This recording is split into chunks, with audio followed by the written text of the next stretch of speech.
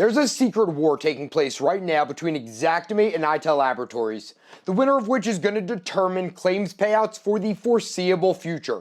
Let's get right into it in our ongoing series about the lamest white-collar criminals in the entire insurance industry, Itel Laboratories, the science of unfair settlement. So we've detailed pretty in-depth about Itel's fraudulent misrepresentation of who they are. We've detailed about their executive team and their long history of committing unethical behaviors like Brian Matthews and his financial fraud and SEC violations, or Jolene Young and her Medicare fraud at Helogenics. Now, these people are good at what they do, but they're kind of like the Bulls of the late 80s. You know, like they had Jordan, they had Pippen, but where's Phil Jackson? Who's going to implement this triangle offense and take them to the next level?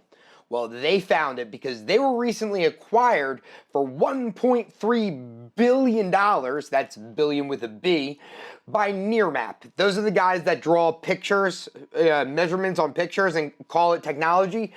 Well, technically not Nearmap. They actually got acquired by this private equity firm, Thoma Bravo. And Thoma Bravo is the Phil Jackson of all types of different frauds.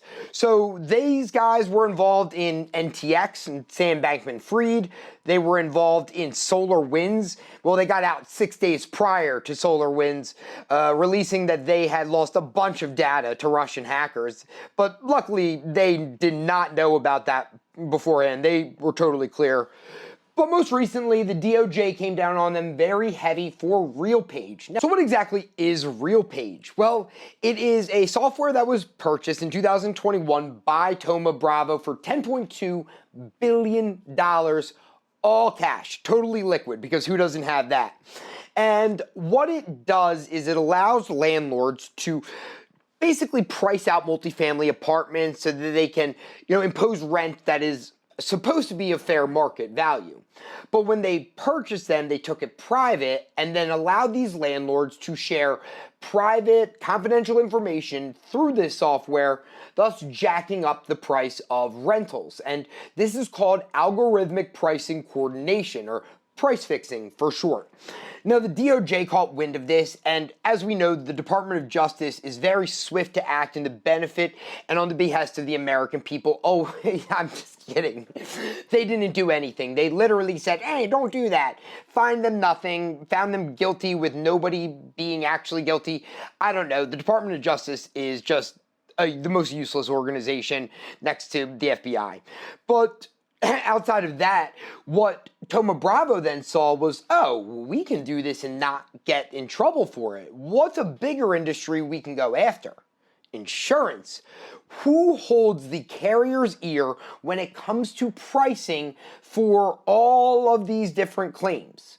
Well, we have Xactimate, but we don't have that kind of money to buy them. And, well, we have Symbility, but we don't got that kind of money to buy them.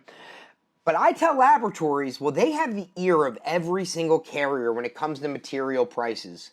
They don't have a single material that they stock or sell, other than the discontinued ones they stock for when they call it a match. But well, we can purchase Itel, and then we can use the same playbook we used with RealPage to create this feedback loop within the carrier to drive down the price of claims and drive up our overall valuation. That's private equity 101. So here we have a company like Xactimate, which is taking retail prices aggregated from big box stores, and they are putting out the price of installation, labor, and material in their line items. Then we have this Itel Thoma Bravo price that comes into the carrier and says, hey, we want to do it for basically nothing based off no information whatsoever. The carrier is like, of course I do. I never want to act ethically. And so, well, what we're going to then get is a claim payout that is significantly less, with these carriers hiding behind those Itel reports saying, well, look, the material is right here. It costs this much. And like, with no semblance of a thought of that's a made up number. If I was Xactimate right now, I would be pissed. If I was Xactimate right now and I was looking at these carriers that I have worked with for the last 30 or 40 years, I would be like, what the fuck? That you're going to seriously take these made up prices and you're going to just completely disregard what we have put all of our blood, sweat, and tears, for lack of a better term, into these line items that we actually try to at least put out a good pricing methodology on. They have no desire to adhere to any HO3 policy, regulations, or laws, and they're going to do it for as long as they can because they've already been proven that the DOJ won't do shit about it.